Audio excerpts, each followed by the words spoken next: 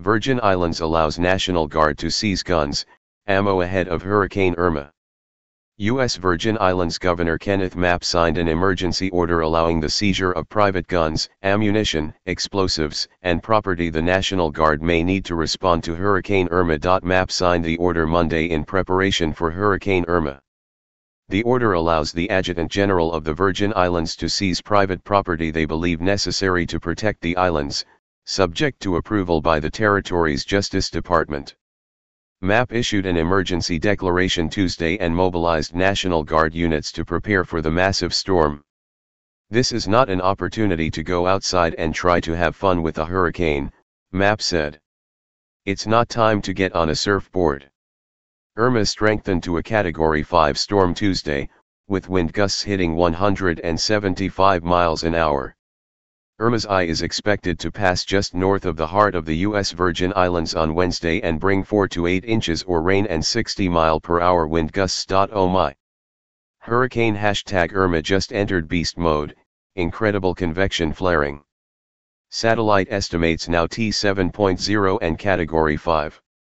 12:01 a.m., September 5, 2017. 335 replies 6,723 6,723 retweets 7,142 7,142 likes. The National Hurricane Center is calling the storm extremely dangerous. Weather forecasters say Irma is headed towards the Florida coastline, and should bring devastating conditions to the region in the next 4 or 5 days. GOP Florida Governor Rick Scott and Puerto Rico Governor Ricardo Rossello both declared states of emergencies in anticipation of Irma. Scott said President Donald Trump offered the full resources of the federal government as Floridians prepare for Hurricane Irma. Just spoke to at POTUS, he offered the full resources of the federal government as Floridians prepare for Hurricane Irma. 10:50 p.m., September 4, 2017.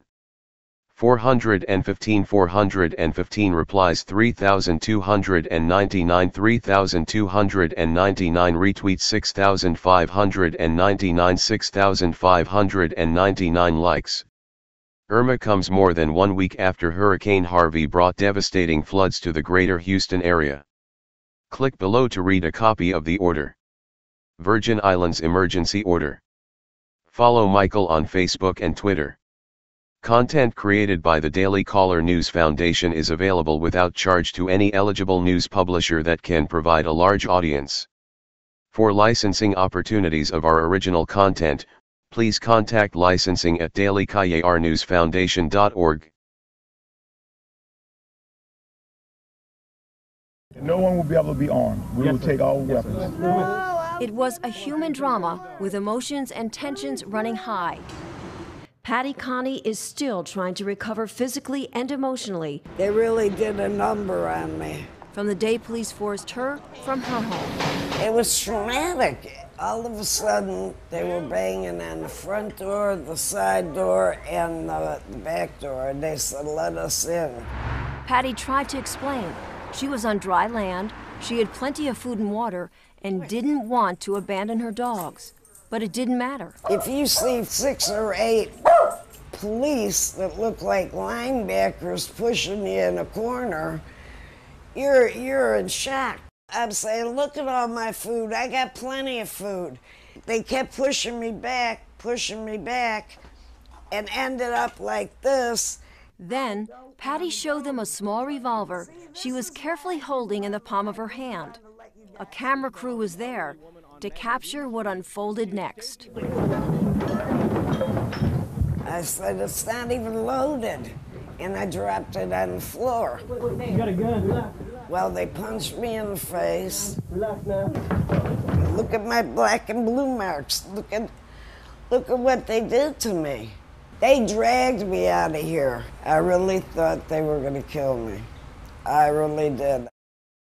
We were coming back across the lake is when we got stopped by Coast Guard and St. Tammany Sheriff's Department and the National Guard by gunpoint. We had identification. We were coming back from a house that we were taking the weapons out of so criminals wouldn't break in and steal them. And we've had policemen tell us that that's what they wanted us to do, but not the sheriff in St. Tammany. They just wanted to confiscate them from us. We felt like criminals at the time when they come up to us with M16s or AR-15s, whatever it was, but there were 4 of them with rifles and holding on us with our hands in the air until they got in our boat. So they got on the boat and they asked us, do you have any loaded weapons? Yes, we do. They're in the 2 back compartments. Wayne went to show him where the gun was, and he screams, don't touch it, don't even move, I'll get it. I felt like it was un-American and then we had been violated when they took, like I say, we were shell-shocked. We were just sitting around looking at each other and said, we just got our guns taken away from us. They took them. And they didn't have a right to take them. They didn't have a reason to take them. That was the thing. We did nothing wrong. But they took them anyway. He said, be thankful we're taking your guns here. Why should I be thankful? Well, if they catch you with them on land, they're going to take you straight to jail. We live and prove that all they have to do is say, look, this is the law. You had that feeling that you were violated. They took something from you. They stole something from you. That's the only way to put it. They took something that they didn't have a right to take. What'd you come and get my gun for? I'm a good citizen. Marie Galatis, a Baptist minister, faced the same story in her neighborhood. The same threats by thugs, the same lack of police. But she never once felt afraid. And I had my Bible, and I had my gun, and I knew I was safe. And I tell you what, I'm an Annie Oakley if you come fool with me or my family.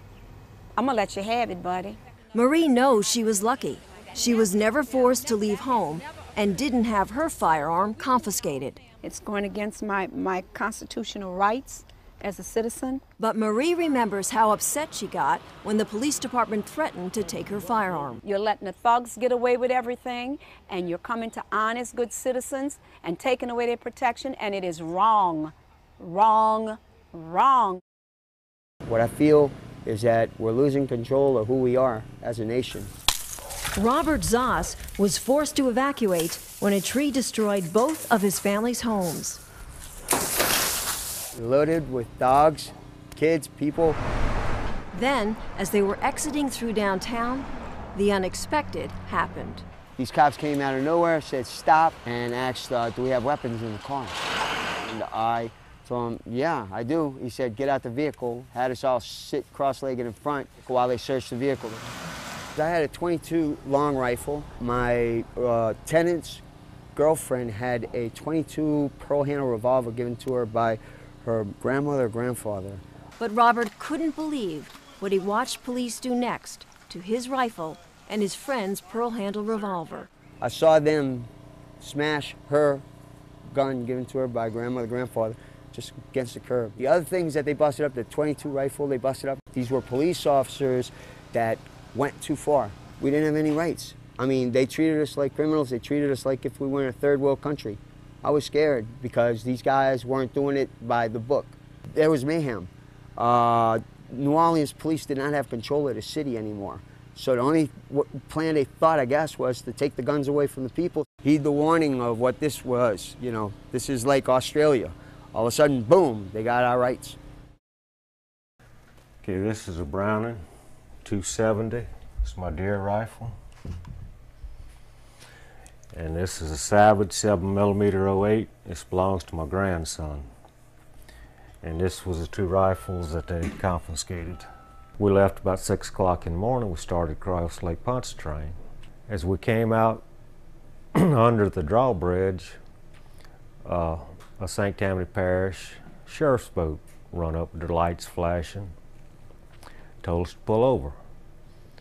So we pulled over, and they pulled in about 20 foot from us. And they had 5 guys in the boat, and they had assault weapons, and they pointed them at us and asked if we had any weapons on board. I told them yes, we had 2 weapons.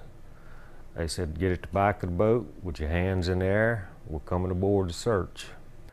They got the guns. They opened the case and looked at them. I was standing at the back of the boat with my hands in the air.